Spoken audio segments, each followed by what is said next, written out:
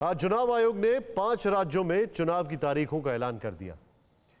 10 फरवरी से वोटिंग की शुरुआत हो जाएगी और यूपी में सबसे ज्यादा 7 चरणों में वोटिंग होगी। 3 राज्य ऐसे हैं जहां पर चुनावी वैलेंटाइन डे मनाया जाएगा, यानी पंजाब, उत्तराखंड और गोवा में 14 फरवरी को वोट डाले जाएंगे। मणिपुर में 3 मार्च को मतदान होगा, लेकिन सभी की नजरें 10 मार्च पर टिकी हैं, जब एक साथ 5 राज्यों में वोटों की गिनती होगी और ईवीएम से जनादेश निकलकर बाहर आएगा। लेकिन इससे पहले पंजाब में हुई पीएम की सुरक्षा में चूक ने 5 राज्यों की सियासत को मत दिया है। माना जा रहा है कि पंजाब से निकला मुद्दा बाकी राज्यों में बीजेपी के लिए बैटिंग पॉइंट बनेगा। इस रिपोर्ट में देखें।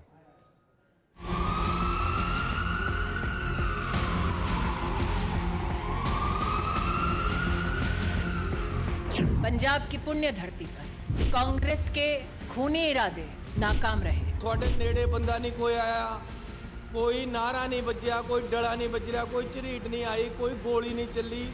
केड़ी गल दी जान बचा के आ गए तुसी जी? माननीय प्रधानमंत्री जी की सुरक्षा के साथ जिस प्रकार की गंभीर चूक पंजाब के अंदर हुई है, पंजाब की सरकार को देश की जनता से इस बात के लिए माफी मांगनी चाहिए। प्रधानमंत्री साहब साडी पग 1.5 ਤੋਂ 2 ਸਾਲ ਦਿੱਲੀ ਦੀਆਂ ਬਰੂਹਾਂ ਦੇ ਉੱਤੇ ਬੈਠੀ ਰਹੀ, ਤੁਹਾਨੂੰ 15 ਮਿੰਟ ਰੁਕਣਾ ਪੈ ਗਿਆ ਤੇ ਆਉਂ ਹੋਗੀ, ਆਉਂ ਹੋਗੀ, ਆਉਂ होगी। देश के 5 राज्यों में चुनाव का शंखनाद हो चुका है। केंद्रीय निर्वाचन आयोग चुनावों की तारीखों का ऐलान कर चुका है और देश के 5 राज्यों उत्तर प्रदेश, उत्तराखंड, पंजाब, गोवा और मणिपुर में जनादेश हासिल करने के लिए पार्टियां कमर कस चुकी हैं। लेकिन इसी बीच पंजाब से आई इस तस्वीर की घर घर में चर्चा होने लगी है। प्रधानमंत्री नरेंद्र मोदी की सुरक्षा में चूक एक चुनावी मुद्दा बनने लगा है और इससे कई सवाल उठने लगे हैं। पहला सवाल यह कि क्या पंजाब में पीएम की सुरक्षा में चूक विधानसभा चुनावों में बीजेपी का बड़ा मुद्दा होगा। दूसरा सवाल यह कि क्या पंजाब में सुरक्षा चूक से निकली सहानुभूति की लहर बीजेपी को फायदा पहुंचाएगी। तीसरा सवाल यह कि क्या सिक्योरिटी लैब्स को लेकर कांग्रेस को घेरने की रणनीति बीजेपी को बाकी राज्यों में फायदा पहुंचाएगी।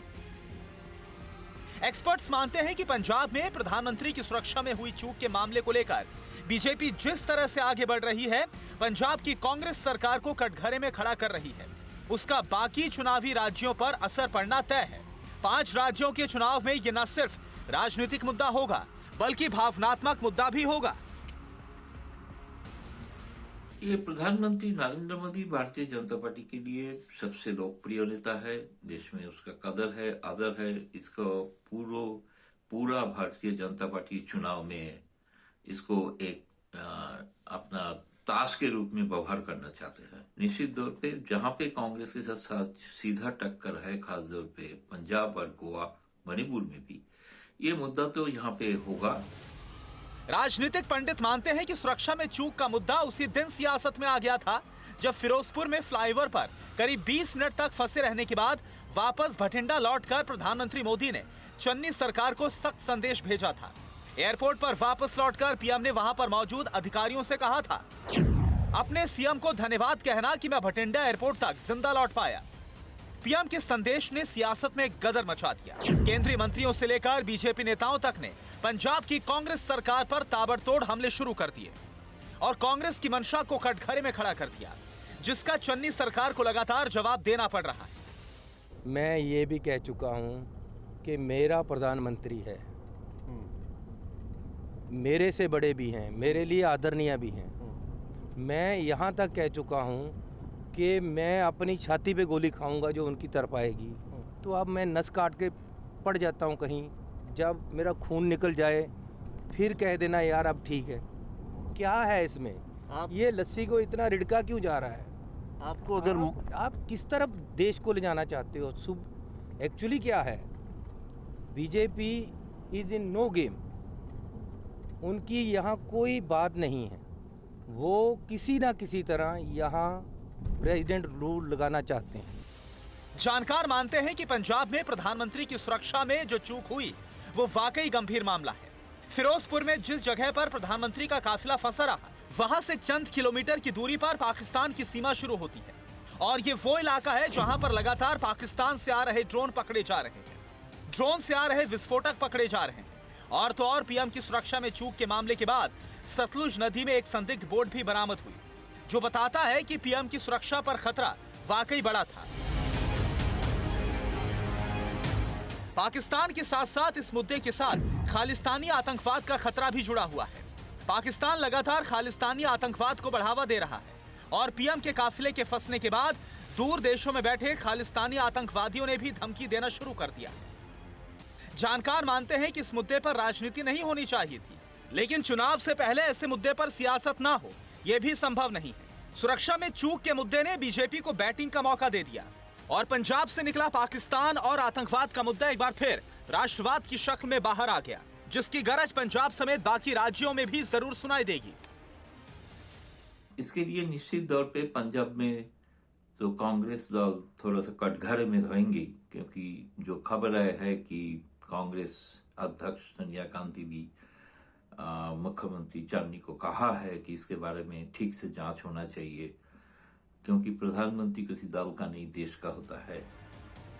राजनीतिक विश्लेषक मानते हैं कि पंजाब में बीजेपी का ज्यादा कुछ दांव पर नहीं लगा है और सुरक्षा में चूक के मुद्दे से पंजाब में कांग्रेस को फायदा नजर आ रहा है, लेकिन उत्तर प्रदेश और उत्तराखंड में बीजेपी नेताओं को फायदा नजर आ रहा है। इसलिए कांग्रेस की सीनियर लीडरशिप भी अब इस मुद्दे पर खुलकर सामने आ गई है। यहां तक कि कांग्रेस महासचिव प्रियंका गांधी ने भी प्रधानमंत्री पर निशाना साधा है। मेरी दादी का पूरा जीवन एक इंस्पिरेशन था।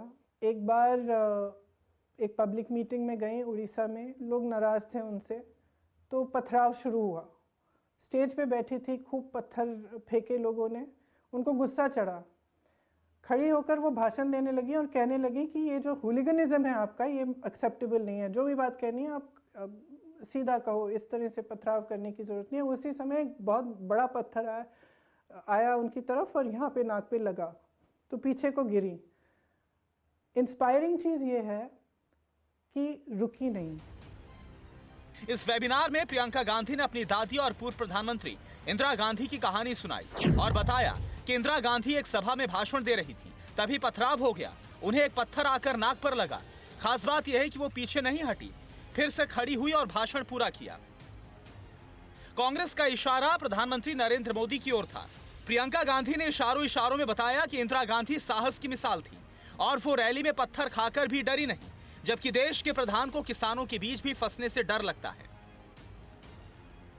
जाहिर है खुद को किसानों की हितैषी की तरह पेश कर रही कांग्रेस को इस मुद्दे पर पंजाब में फायदा नजर आ रहा होगा, जबकि उत्तर प्रदेश में सीधा चुनाव बीजेपी और समाजवादी पार्टी के बीच माना जा रहा है और 403 सीटों के इस रण में विकास के साथ साथ सरकारों में फर्क का मुद्दा जोर शोर से उठ रहा है।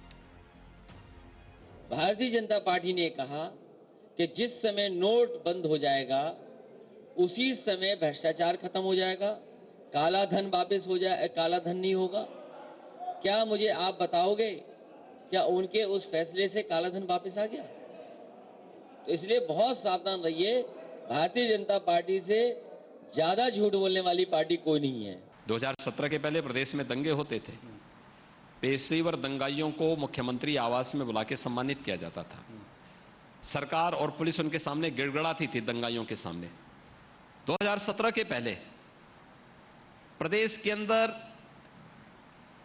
आतंकवादी जहां मर्जी वहां विस्फोट कर लेते थे। 2017 के बाद एक भी विस्फोट नहीं हुआ, एक भी दंगा नहीं हुआ। ये फर्क साफ है। उत्तराखंड में बीजेपी और कांग्रेस के बीच सीधा मुकाबला माना जा रहा है, लिहाजा पंजाब से निकला मुद्दा इस पर्वतीय प्रदेश में भी जोर शोर से उठ रहा है। उत्तराखंड में बदलाव की रवायत को देखते हुए कांग्रेस यहां से उम्मीद लगाए बैठी है, लेकिन पंजाब का मुद्दा उत्तराखंड में कांग्रेस के लिए किसी झटके से कम नहीं। उत्तराखंड के मुख्यमंत्री पुष्कर सिंह धामी लगातार कांग्रेस को घेर रहे हैं, चन्नी से नाराजगी जता रहे हैं, कांग्रेस को लोकतंत्र का हत्यारा बता रहे हैं। लेकिन इसका असर क्या होगा ये जानने के लिए 10 मार्च का इंतजार करना होगा, जब ईवीएम मशीनों से जनादेश निकलेंगे और 5 राज्यों में सत्ता का दावेदार तय होगा। Bureau report, TV9 Bharatvarsh. परवाह देश की, सोमवार से शुक्रवार रात 10 बजे TV9 भारतवर्ष पर।